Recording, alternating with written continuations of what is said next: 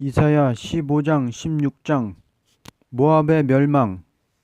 15장 모압에 관한 경고라. 하룻밤에 모압알이 망하여 황폐할 것이며 하룻밤에 모압 기르가 망하여 황폐할 것이라. 그들은 바익과 디본 산당에 올라가서 울며 모압은 느보와 메드바를 위하여 통곡하는도다. 그들이 각각 머리카락을 밀고 각각 수염을 깎았으며 거리에서는 굵은 배로 몸을 동였으며 지붕과 넓은 곳에서는 각기 애통하며 심히 울며 헤스본과 엘르알레는 부르짖으며 그들의 소리는 야하스까지 들리니 그러므로 모압의 군사들이 크게 부르짖으며 그들의 혼이 속에서 떠는도다. 내 마음이 모압을 위하여 부르짖는도다. 그 피난민들은 소알과 에글랏 슬리시아까지 이르며 울며 루힛 비탈길로 올라가며 호로나임 길에서 패망을 울부짖으니 니무림 물이 마르고 풀이 시들었으며 연한 풀이 말라 청청한 것이 없음이로다. 그러므로 그들이 얻은 재물과 쌓았던 것을 가지고 버드나무 시내를 건너리니 이는 곡성이 모압 사방에 둘렸고 슬피 부르짖음이 에글라임에 이르며 부르짖음이 부엘 엘림에 미치며 디몬 물에는 피가 가득함이로다. 그럴지라도 내가 디몬의 재앙을 더 내리되 모압의 도피한 자와 그 땅에 남은 자에게 사자를 보내리라. 본장은 모압을 들어서 한때는 이스라엘을 괴롭혔으나 모압은 망하고 다윗의 왕국이 굳게 선 것을 들어서 심판의 경고를 말씀한 것이다. 모압국은 아브라함의 조카 롯의 족속인데 그들은 이스라엘을 꾀어서 많게 하려는 흉계로서 발람을 들어서 쓰던 민족이다. 아무리 이스라엘을 대적하는 일을 했으나 필경은 하룻밤 사이에 망했다는 것이다. 해설. 알파와 오메가의 진리인데 아브라함의 가정에 그 모압 족속이 나오고 이스라엘 족이 나왔단 말이지요. 아브라함의 가정에서 모압 족이라는 건 롯의 족속이고 이스라엘은 야곱의 족속인데 모압의 근원은 롯이 소돔 고모라에 가서 살다가 소돔 고모라 불이 망할 때 천사가 아브라함의 기도를 통해서 그 사람들을 끌어냈는데 롯의 초도 끌려 나오면서 결코 뒤를 돌아보지 말라 그랬는데 뒤를 돌아본 조건으로서 그만 롯의 초는 죽어버리고 딸 둘하고 롯하고 깊은 산에 가서 숨어서 피해가지고 그 다음에는 인종을 퍼뜨리는데 아버지를 포도주로 먹여서 취하게 만들고 딸 둘이 동침을 해서 그 모압 족이 됐습니다. 그렇게 되고 이제 아브라함의 씨로 이삭이 야곱은 12지파 이들이 애굽에 내려가서 400년 동안 거기서 압박받고 있다가 돌아올 때 모압 족은 그 롯의 족속은 강국이 돼버렸어요. 한 나라가 됐단 말이죠. 그동안에. 그러면 조상을 본다면 아브라함의 가정에서 모압 족이 나오고 아브라함의 가정에서 이스라엘이 나왔는데 그러면 애굽에 가서 고생하다 돌아오면 그 사람을 환영해 줘야 됩니까? 압박해야 됩니까? 그런데 다른 나라 사람들은 가만히 있는데 그 모압 족은 자기 땅에 지나도 못 가게 할 뿐 아니라 발람을 시켜서 그 이스라엘을 좀 망하게 저주해 달라고 그런 민족이거든요. 그러나 그 모압국은 다 망하고 다윗 왕국은 서서 그 다윗 왕국으로 말미암아 새 시대 온다 그 말이야요. 16장 1절에서 5절. 너희는 이 땅 통치자들에게 어린 양들을 들이대 살라에서부터 광야를 지나 딸 시온산으로 보낼지니라. 모압의 딸들은 아르논 나루에서 떠다니는 새 같고 보금자리에서 흩어진 새 새끼 같을 것이라. 너는 방도를 베풀며 공의로 판결하며 대낮에 밤같이 그늘을 지으며 쫓겨난 자들을 숨기며 도망한 자들을 발각되게 하지 말며 나의 쫓겨난 자들이 너와 함께 있게 하되 너 모압은 멸절하는 자 앞에서 그들에게 피할 곳이 되라. 대저 토색하는 자가 망하였고 멸절하는 자가 그쳤고 압제하는 자가 이 땅에서 멸절하였으며 다윗의 장막에 인자함으로 왕위가 굳게 설 것이요 그 위에 앉을 자는 충실함으로 판결하며 정의를 구하며 공의를 신속히 행하리라. 모압에게 억울함을 당하던 다윗 왕국은 완전히 굳게 서고 모압은 보금자리에서 흩어진 새 새끼같이 되어서 망하게 될 것을 가르쳤다. 해설.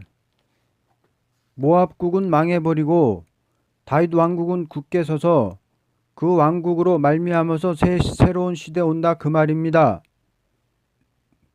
이스라엘족을 택해서 그 사람들로 다윗 왕국 세웠는데 그 다윗 왕국 건설을 방해한 그 민족을 하나님 버리겠습니까? 버리지 않겠습니까? 버려놓으니까 보금자리 떠난 새 새끼 같단 말이야. 새 새끼가 보금자리 떠나가지고서 맥춥니까?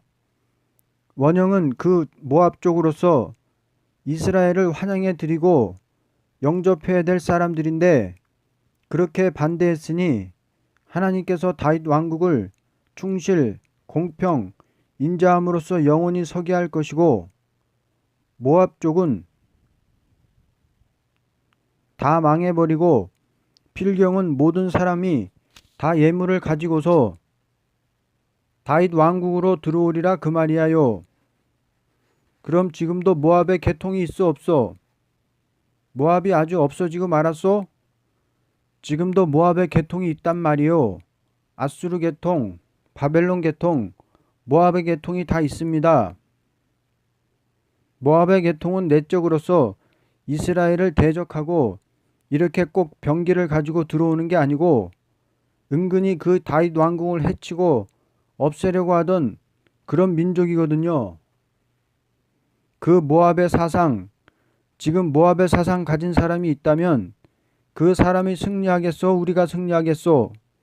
우리가 승리하지요.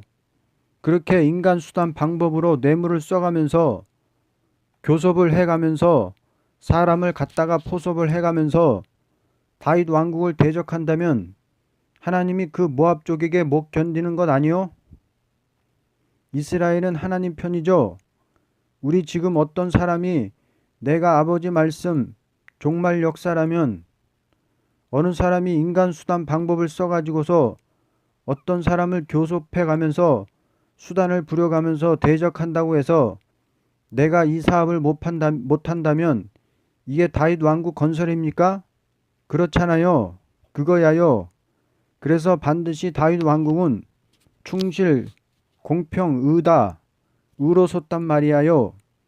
언제나 충실하고 언제나 공평하고 언제나 의를 따라서 행하기 때문에 그를 대적하는 그 세력은 다 망하고 다윗 왕국만은 새 왕국을 이루는 왕국이 되리라 그 말이야요.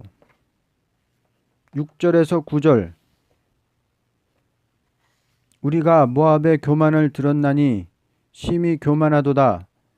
그가 거만하며 교만하며 분노함도 들었거니와 그의 자랑이 헛되도다.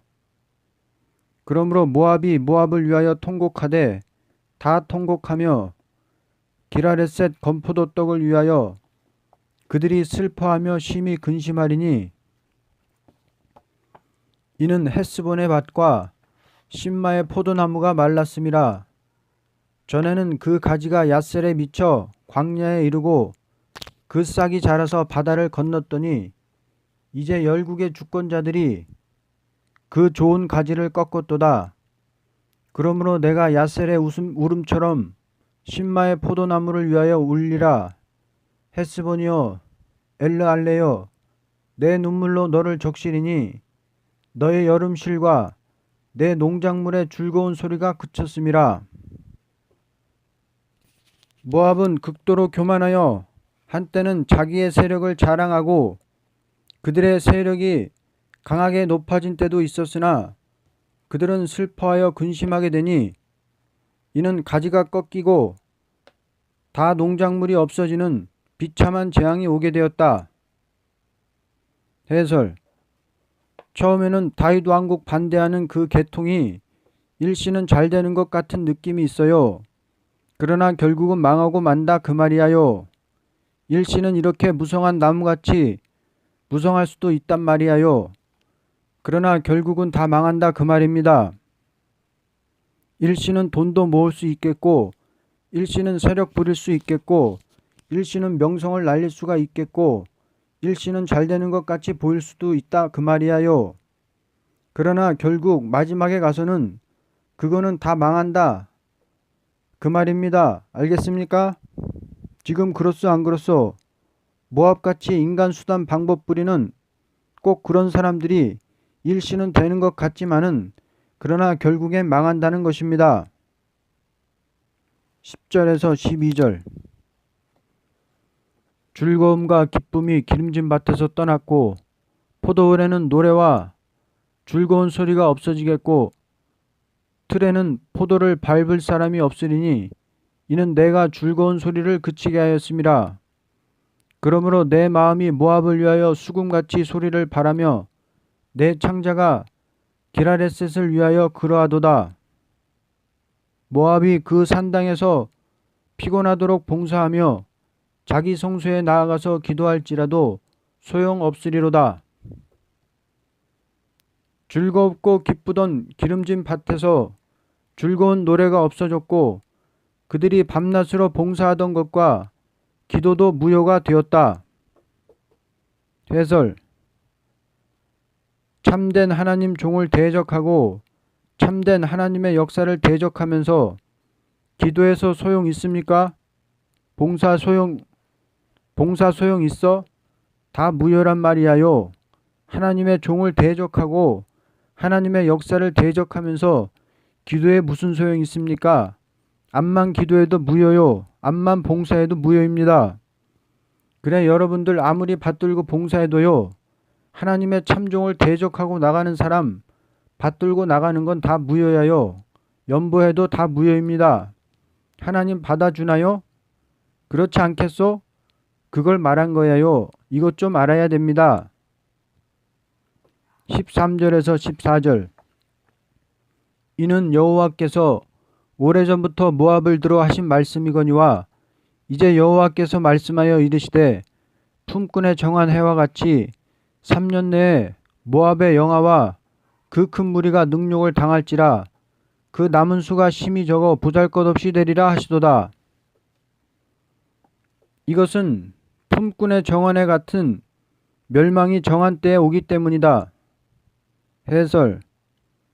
품꾼의 정한 날과 같이 그날이 오고 말 것이니 멸망이 올 것이니 반드시 망할 것이라 망하고 말 것이라 그 말이야요.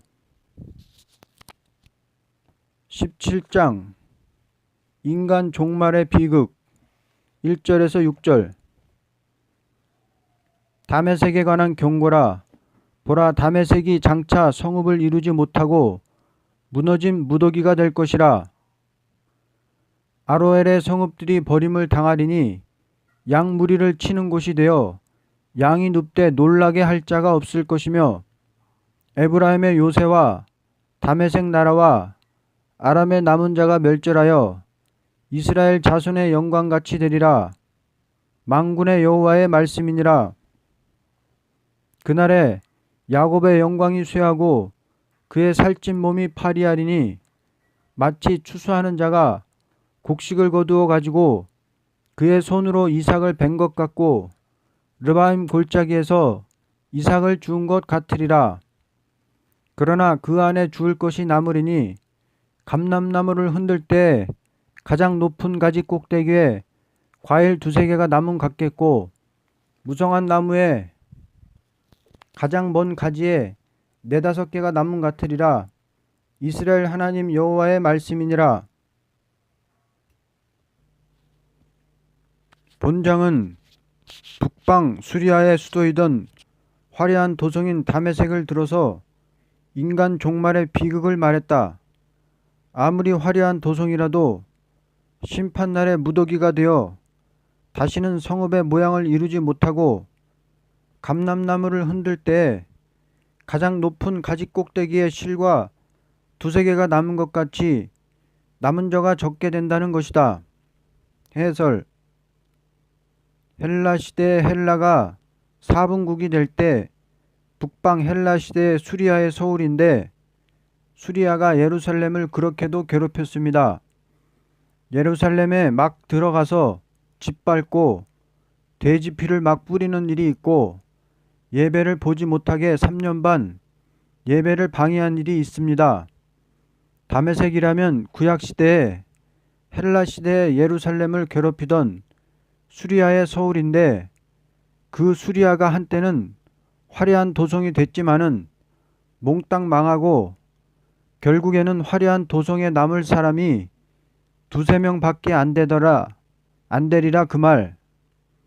인간 종말에 가서 하나님의 교회를 대적하고 하나님을 대적하던 그러한 정치하던 그 도성은 몽땅 망하는 데는 남을 사람이 얼마 없으리라 그 말이요. 7절에서 11절. 그날에 사람이 자기를 지으신 이를 바라보겠으며 그의 눈이 이스라엘의 거룩하신 이를 뵙겠고 자기 손으로 만든 제단을 바라보지 아니하며 자기 손가락으로 지은 아세라나 태양상을 보지 아니할 것이며 그날에 그 견고한 성읍들이 옛적의 이스라엘 자손 앞에서 버림받은 수풀 속의 초소와 작은 산꼭대기의 초소 같아서 황폐하리니 이는 내가 내 구원의 하나님을 잊어버리며 내 능력의 반석을 마음에 두지 아니한 까닭이라. 그러므로 내가 기뻐하는 나무를 심으며 이방의 나무가지도 이종하는도다. 내가 심는 날에 울타리를 두르고 아침에 내 씨가 잘 발육하도록 하였으나 근심과 심한 슬픔의 날에 농작물이 없어지리라. 이와 같이 된 것은 구원의 하나님을 잊었고 능력의 반석을 마음에 두지 않은 까닭이다. 이들은 아무리 모든 기뻐하던 식물이 많고 튼튼하게 성읍을 이루었으나 전멸되고 말 것이다. 해설. 화려한 도성이요 수많은 정금이 있겠고 모든 풍부한 물질이 많다 하더라도 그 사람들이 구원의 하나님을 잊었고 마음엔 능력의 반석이 없다 그 말이야요. 견고한 도성이 집을 든든히 지었다고 해서 심판날에 남겠습니까? 그러니 아무리 견고한 도성에 화려한 도성에 훌륭한 사람이 살더라도 구원의 하나님을 잊고 마음의 능력의 반석, 능력을 받지 못한 사람은 몽땅 다 죽여버리고 만다는 것입니다. 남을 수가 없다 그 말이요. 12절에서 14절. 슬프다 많은 민족이 소동하였으되 바다 파도가 소리치는 소리같이 그들이 소동하였고 열방이 충돌하였으되 큰 물이 몰려옴같이 그들도 충돌하였도다. 열방이 충돌하기를 많은 물이 몰려옴같이 하나 주께서 그들을 꾸짖으시리니 그들이 멀리 도망함이 산에서 겨가 바람 앞에 흩어진 같겠고 폭풍 앞에 떠도는 티끌 같을 것이라. 보라 저녁에 두려움을 당하고 아침이 오기 전에 그들이 없어졌나니 이는 우리를 노력한 자들의 몫이요 우리를 강탈한 자들의 보응이니라. 아무리 세계 민족이 소동하고 충돌하여 떠든다 해도 주께서 그들을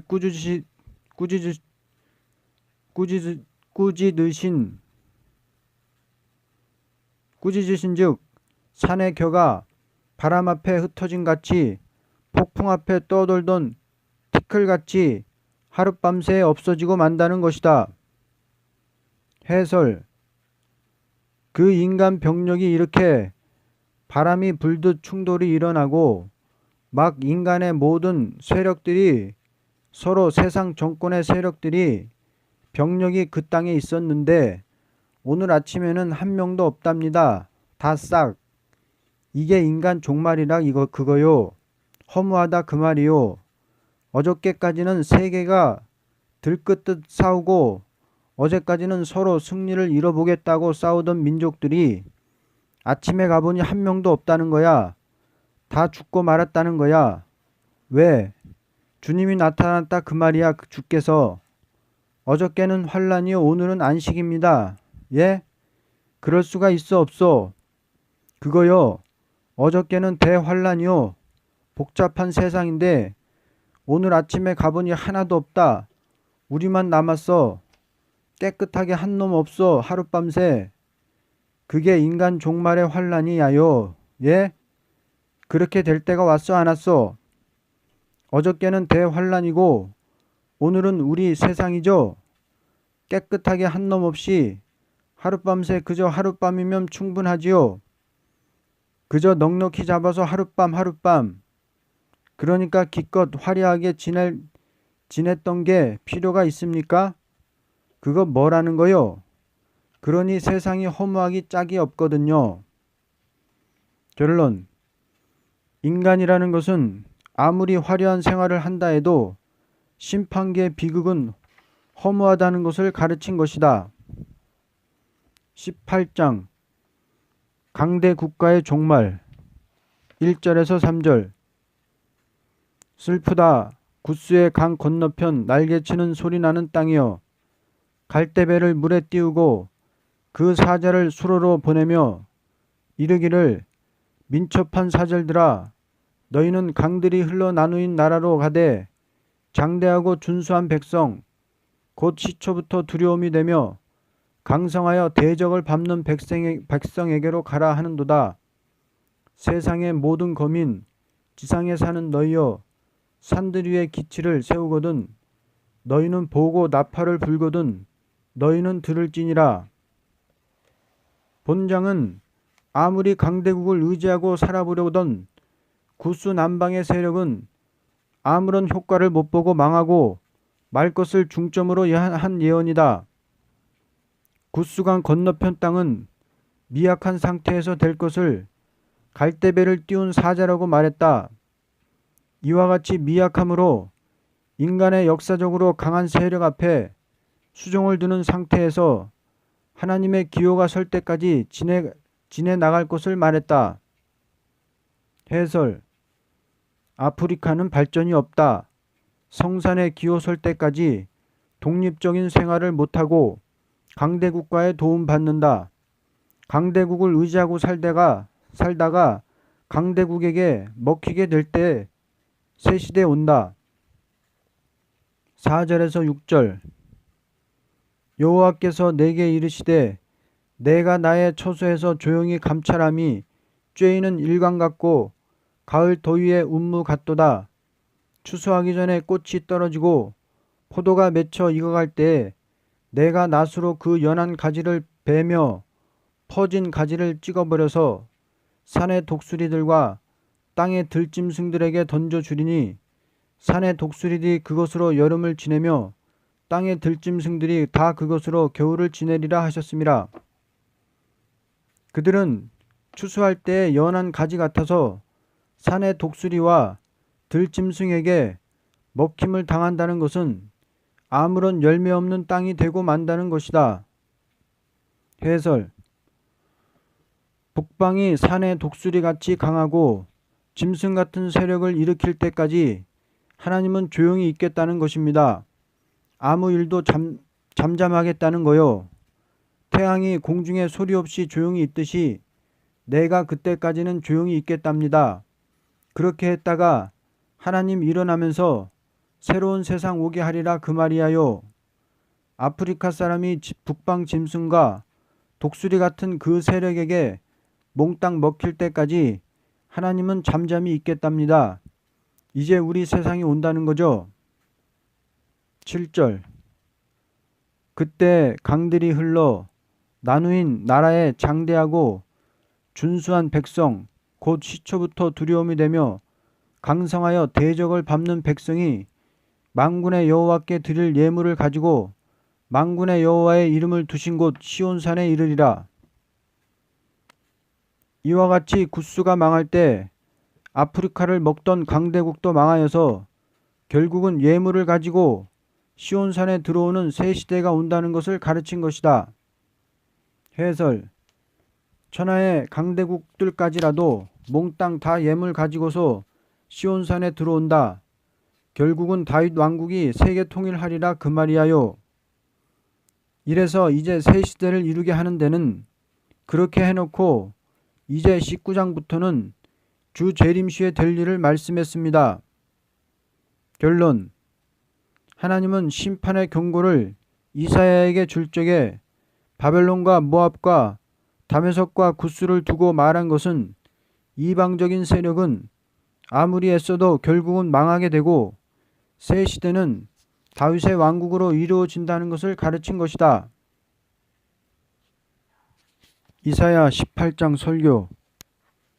역사적인 강대국의 힘과 시온의 힘.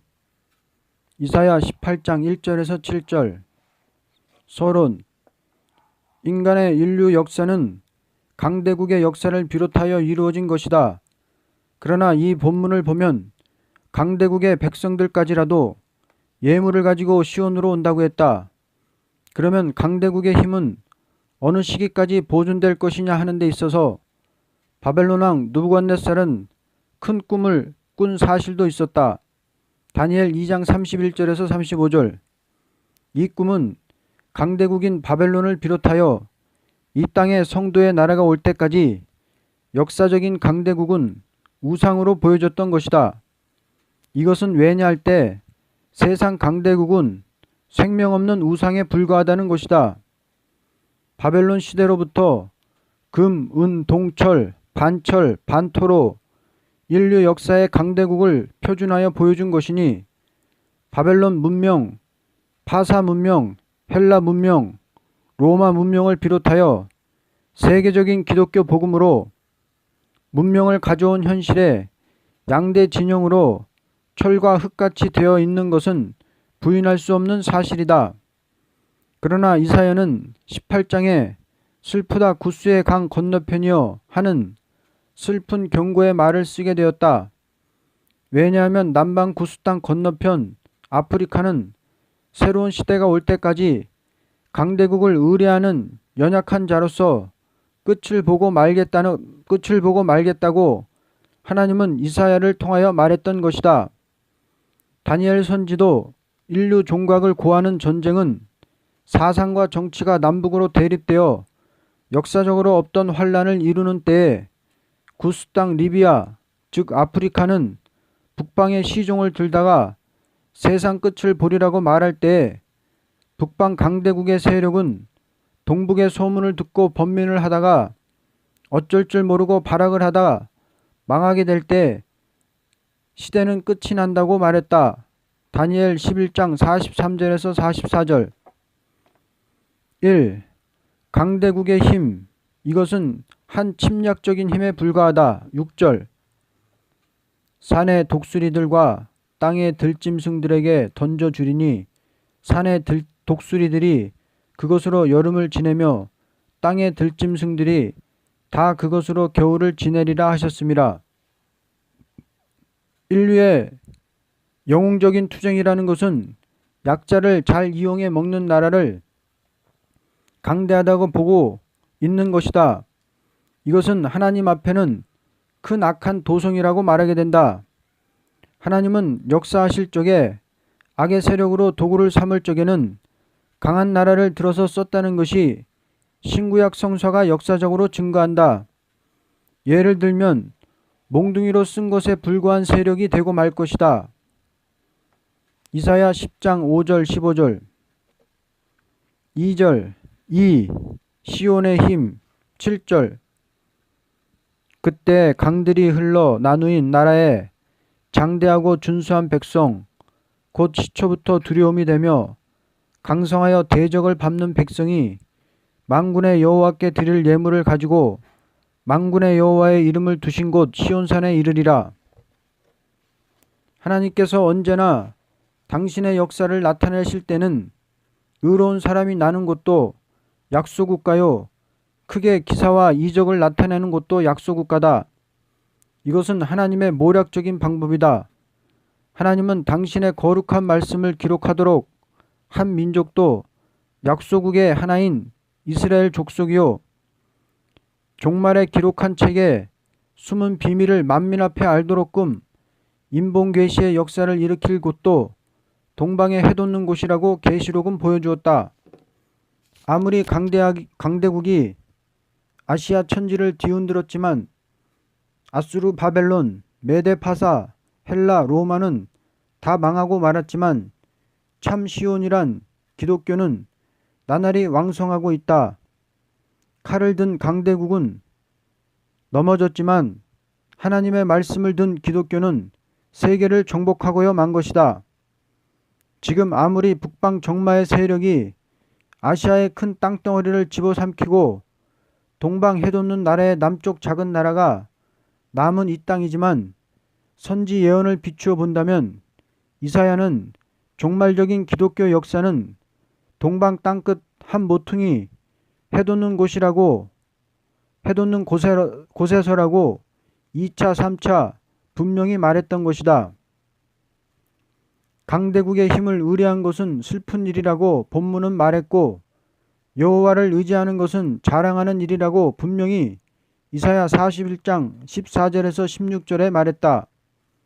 시온의 힘은 인간을 초월한 하나님께로 오는 힘이니 이것이 세계를 복음으로 정복했고 종말의 심판의 권세로서 세계를 정복하고 왕국의 권세로서 새 나라를 건설한다. 결론. 우리는 시온의 힘을 체험한 사실을 증거할 진리가 있다. 만일 기독교가 시온의 힘이 무엇인가를 체험한 사실이 없다면 금일의 기독교는 큰 위기를 만나서 잠이 들고 말 때가 왔다고 해도 과언이 아니다. 그러나 여호와를 앙망하는 자는 새 힘을 얻고 독수리같이 올라가고 피곤이 없이 걸어가는 역사가 있음으로써 세계 민족을 새롭게 하고 열왕을 굴복시킨다고 이사야 41장에 분명히 가르쳤다. 이 힘은 받은 자밖에 모를 것이다. 아멘.